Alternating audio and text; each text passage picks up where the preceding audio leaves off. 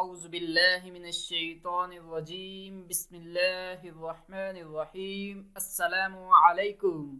ایک بغدادی سوداگر اپنے غلام کے ساتھ جہاز میں بیٹھا ہوا تھا اور وہ بصرہ جا رہے تھے۔ اس جہاز میں بہلول اور کچھ دوسرے لوگ بھی تھے۔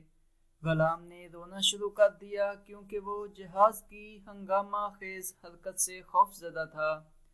اس پر تمام مسافر ناراض ہو گئے۔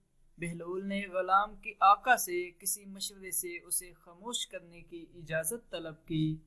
سوداگر راضی ہو گیا۔ بہلول نے فوری طور پر اس غلام کو سمندر میں پھینکنے کا حکم دیا۔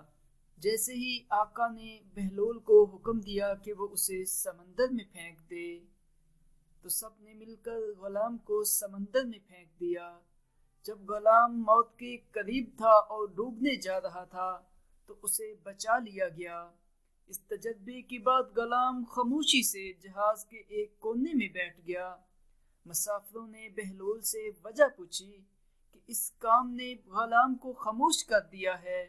بہلول نے جواب دیا، یہ غلام نہیں جانتا تھا کہ یہ جہاز کتنا آرام دہ ہے یا اس کی عظمت اور قدر کیا ہے۔